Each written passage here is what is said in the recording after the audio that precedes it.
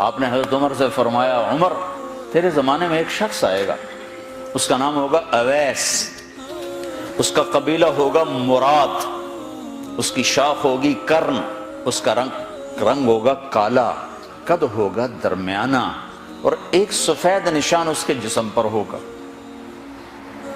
جب وہ آئے تو تم اس سے دعا کرانا، علی تو بھی کرانا، عمر تو بھی کرانا، اور میں قسم کھا کے کہتا ہوں کہ اویس جیسوں سے دنیا بھر جائے تو عمر و علی کے ایک بدن کے بال کے برابر نہیں، لیکن اس کے ذریعے سے ایک پیغام آگے پہنچانا تھا۔ تو حضرت عمر اور حضرت علی حیران ہو کر دیکھنے لگے کہ ہمیں کہا جا رہا ہے کہ اویس سے دعا کروائیں، وہ ہم صحابی وہ تابعی۔ تو آپ نے فرمایا اس نے ماں کی ایسی خدمت کی ہے، جب وہ ہاتھ اٹھاتا ہے تو اللہ ہاتھ واپس خالی موڑتا ہی نہیں۔ یہ پیغام پہنچانا تھا کہ ماں باپ کے آگے جھکو۔ جس دیش میں آپ رہتے ہیں یہاں کام کی رفتار بہت تیز ہے، ماں باپ اگر موجود ہیں تو کم ہی خوش نصیبوں والے ہیں جن کو کچھ اولاد کی خدمت ملتی ہے، ورنہ دیواروں کے ساتھ ہی زندگی گزر رہی ہوتی ہے۔ تو عمر رضی اللہ عنہ جب خلیفہ بنے تو ہر سال حج کرتے تھے، ہر سال ان کو ڈھونڈواتے۔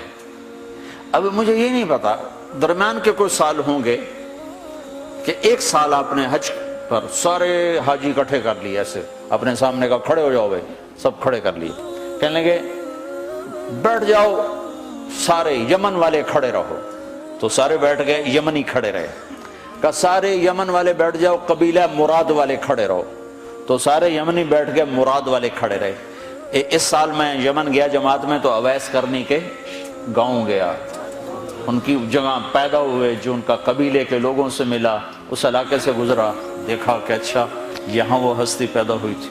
خشک پہاڑ ہیں، بالکل خشک پہاڑ۔ پھر آپ نے کہا مراد والے بیٹھ جاؤ، قرن والے کھڑے رہو، تو صرف ایک آدمی باقی بچا۔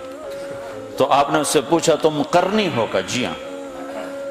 اویس کو جانتے ہو؟ کہ جانتا ہوں، میرا سگا بھتیجا ہے، میرے بھائی کا بیٹا، لیکن وہ تو تھوڑا پاگل سا ہے، آپ اس کا کیوں پوچھ رہے ہیں؟ تو عمر رضی اللہ تعالیٰ عنہ رونے لگے، کہا وہ نہیں، تو پاگل نظر آتا ہے۔ پھر آپ نے پوچھا کدھر ہے؟ آیا ہوا ہے حج میں؟ ہے؟ کہ جی ہے۔ کدھر ہے؟ کہ جی اونٹ چرانے نکلا تھا عرفات کی طرف۔ تو حضرت عمر نے حضرت علی کو ساتھ لیا اور دوڑ لگائی اور پہنچے عرفات کی طرف، تو دیکھا تو ایک آدمی ایک کیکر کے درخت کے نیچے نفل پڑھ رہا اور اونٹ اس کے چاروں طرف چر رہے۔ تو یہ دونوں حضرات بیٹھ گئے، تو انہوں نے اویس نے محسوس کیا کچھ آ گئے لوگ، تو انہوں نے نماز مختصر کر دی، سلام پھیرا۔ تو حضرت عمر نے پوچھا کون ہو بھائی؟ کہا جی مزدور ہوں۔ کہا تیرا نام کیا ہے؟ کہا جی اللہ کا بندہ۔ کہا بھائی ہم سارے کے بندے ہیں، میں پوچھ رہا ہوں جو نام تیری ماں نے تیرا رکھا وہ کیا ہے؟ تو وہ تو پہچانتا نہیں تھا کہ عمر کون ہے، علی کون ہے، وہ تو پہلی دفعہ حج پہ تھا۔ وہ کہنے لگا تم کون ہو میرا انٹرویو کرنے والے؟ انٹرویو تو میں اپنی طرف سے کہہ رہا ہوں۔ میں کہا تم کون ہو میرا پوچھنے والے؟ تو حضرت علی بولے یہ امیر المومنین ہیں عمر بن خطاب، اور میں ہوں علی بن ابی طالب۔ پھر وہ ایسے ایک دم گھبرائے، دونوں کو سلام کیا، میں معذرت چاہتا ہوں میں نے پہچانا نہیں۔ تو عمر رضی اللہ عنہ نے فرمایا ہاتھ اٹھا، ہاتھ اٹھا۔ برمنگم والوں کو پیغام پہنچے کہ ماں کی خدمت کیسے کی جاتی، کہ عمر جیسا ہاتھ اٹھوا رہا ہے، علی جیسا، علی جیسا۔ تو وہ کہنے لگے میں آپ کے لیے کیسے ہاتھ اٹھاؤں، میری اوقات ہے کہ میں آپ کے لیے دعا کروں؟ کہاں، ہمیں ہمارے نبی کا حکم تھا کہ اویس آئے تو اس سے دعا کروانی ہے، کہ جب وہ ہاتھ اٹھاتا ہے تو وہ ہاتھ خالی نہیں آتے۔ کس وجہ سے؟ تہجد، جہاد، تبلیغ، ذکر، تلاوت، تسبیح، حج، عمرے، نمازیں، روزے، ذکر، تلاوت۔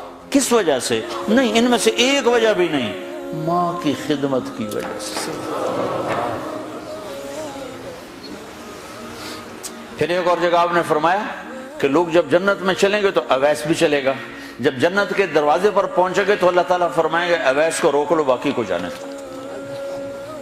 تو اویس گھبرا جائیں گے، کہیں گے یا اللہ مجھے کیوں روک لیا ہے؟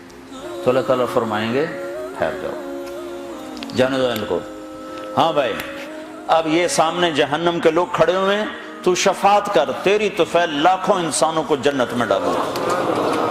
تجھے اس لیے روکا ہے کہ تو شفاعت کر، جدھر تیری انگلی اٹھتی جائے گی ان کے لیے جنت لکھتی چلی جائے گی، ان کے لیے جنت لکھتا چلا جاؤں گا، جدھر جدھر تو انگلی اٹھائے۔ صرف پونڈ ہی سب کچھ نہیں، مائیں بھی بہت کچھ ہے۔ صرف پونڈ ہی سب کچھ نہیں ہے، باپ بہت کچھ ہے۔